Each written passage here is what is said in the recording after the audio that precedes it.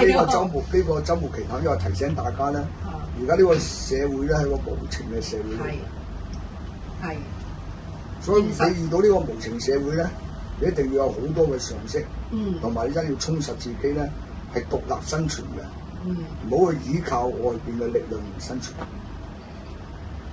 因為外邊嘅力量咧唔可靠，你嘅開心係你嘅女朋友俾你嘅，咁你危險啦！女朋友變心咪仆街。係。你嘅經濟係靠某個人或者一個銀行 back up 你先做到嘅。或者一份工。係啊，你就係危險㗎。危險啦，係啦，隨時冇一份工。係啦，你瞓醒覺就係可以。係做乜嘢啊？做乜嘢啊？係啊。而家大家睇到啦，咁多大企業都仆街啦，瞓醒覺。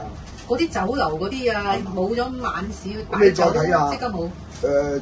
前日我哋貼咗出嚟啦，嗰個30幾棟樓推冧晒。喺海南島起好晒噶嘛，我咪睇影埋出嚟炸嘅，炸晒。咁你係業主，你咪仲仆街。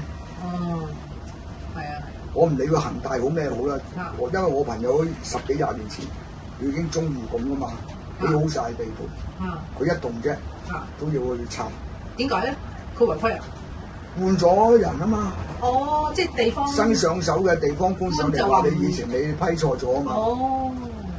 知唔知啊？係咪大鑊啊？即係血本無歸啊！搞到破產，仲要周身債啊！咪咯，咁無常嘅人生。無常㗎。係咯。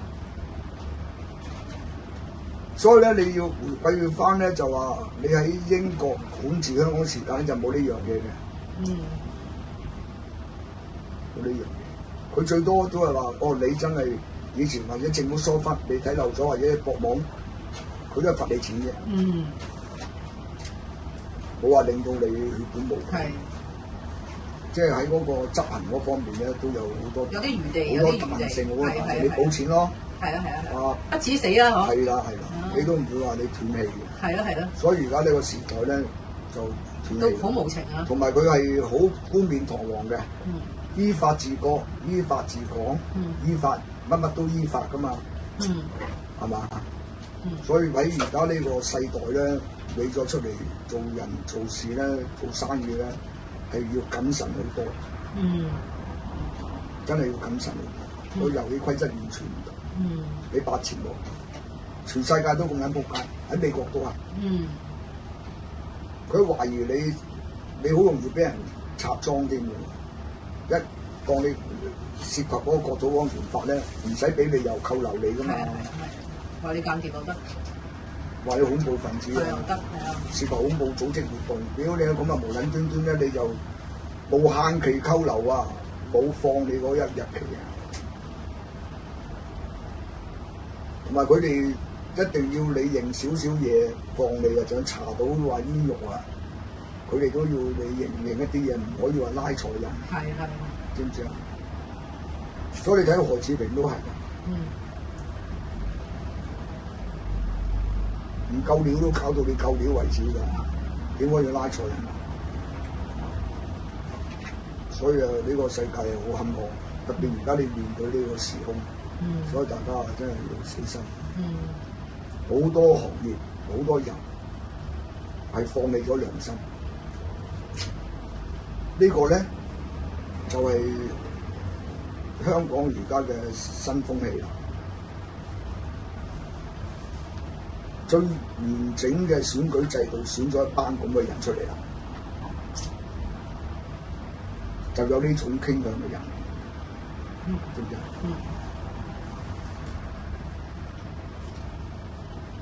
如果你覺得佢個制度唔好嘅，你都唔好參選啦。你覺得好啊？啱嘛？你又大唔大鑊嘅社會？即係已經係變形變到咁嘅而家個世界。好啦，你面對呢班友，咪走去參加個洪門嘅赴宴，腐爛個腐啊！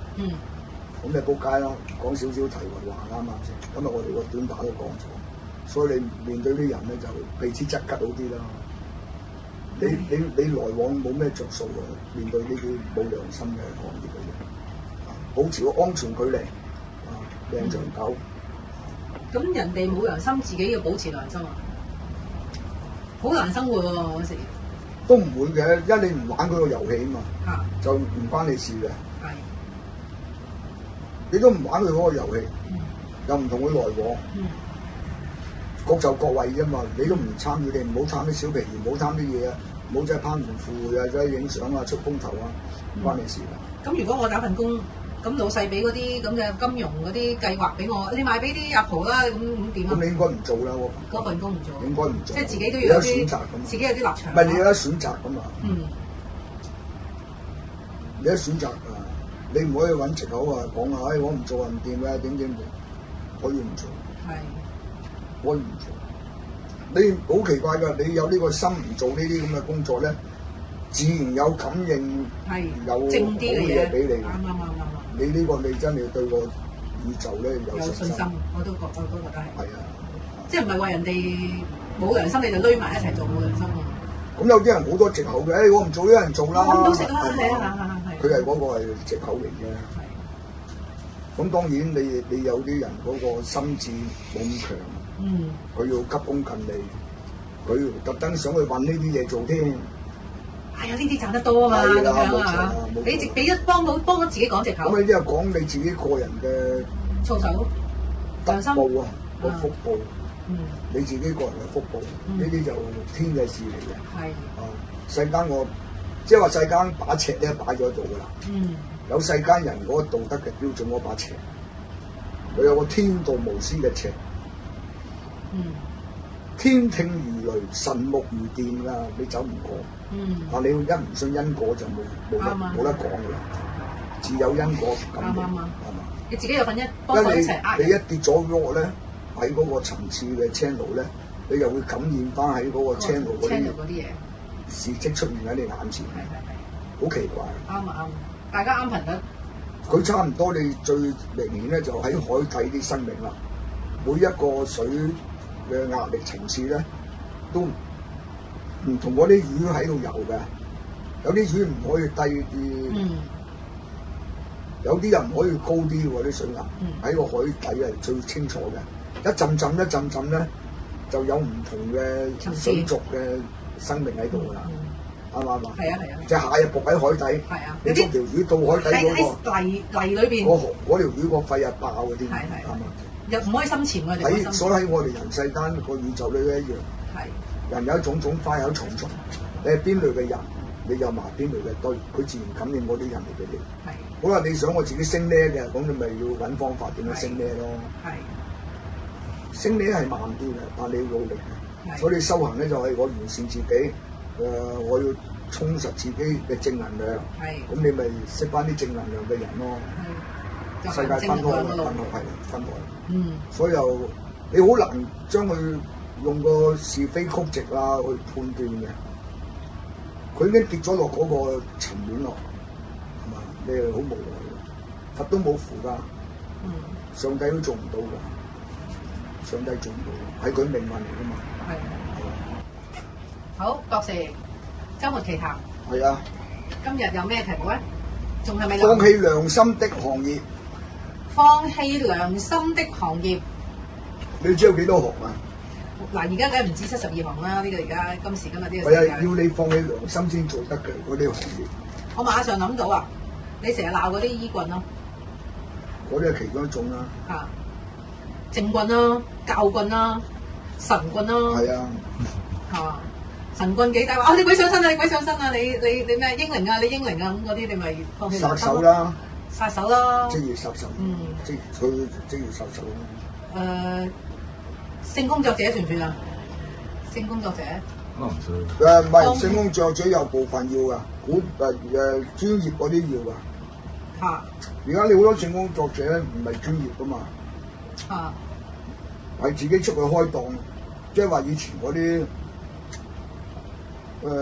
塘西風月啊，以前古代喺上海啊嗰啲咁嘅花店啊，自細買翻嚟嗰啲養大嗰啲就要放棄良心，因為佢要用好多手法嚟呃你人下啲錢，咁你追佢，散盡家財嗰啲人，要賣你嘅感情，利用佢嘅感情呃錢，啱係欺騙感情。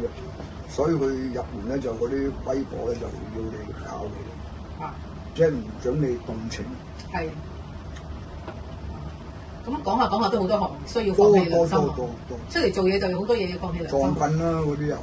撞棍係咯，因為啲撞屍啊，你正常嘅撞屍，你接到單 case，你自己都知道佢有冇做，有罪。係啊，但你都要收錢咧，就要抄嚟抄啦，都要打官司。幫你打甩佢，係啦，會有佢。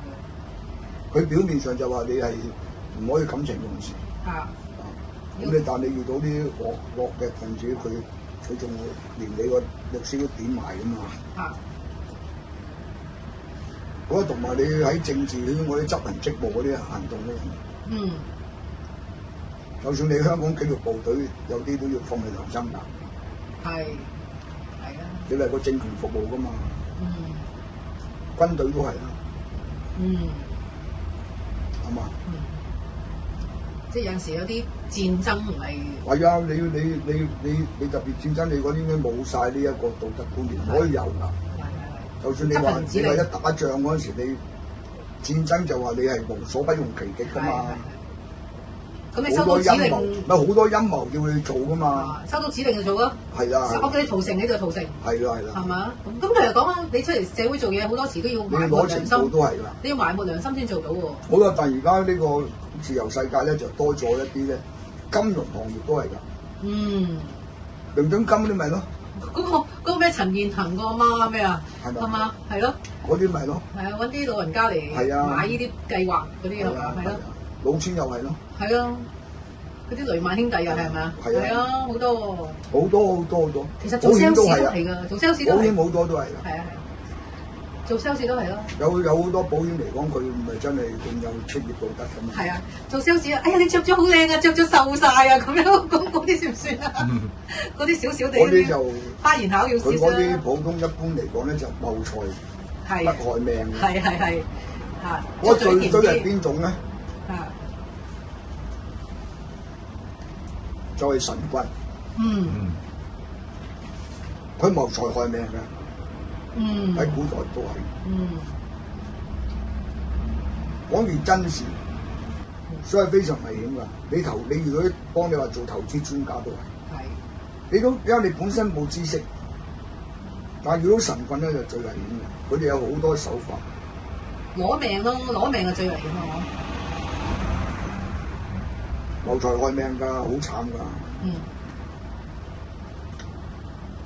好啦，我哋有個故事咧，就試過咧，就係話謀財唔害命嘅就喺青樓。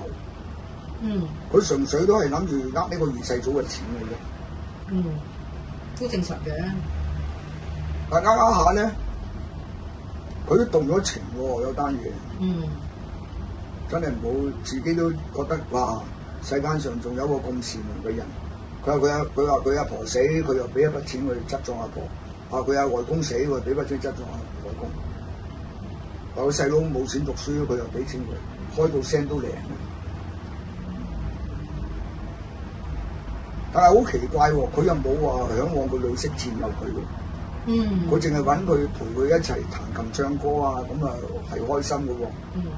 嗰個男仔咧冇非分之想，嗰個先神奇。所以變咗呢個青樓阿姐咧都動咗情。動咗情咁啊點咧？咁啊話俾佢嗰啲阿媽聽啦，即係青樓阿媽啦。因為我都有多少對佢有意思喎，或者俾我問下贖身或者點啦，佢都肯定會贖身㗎，如果佢開條聲。但佢阿媽咧用咗啲好唔正常嘅手段咧，令到呢個僆仔咧就都離開咗佢。佢哋唔得嘅，佢哋入得呢行咧，你就唔可以動情，違反咗你嗰個規矩。所以係一定要揞住良心嘅，貫徹執行，放棄良心。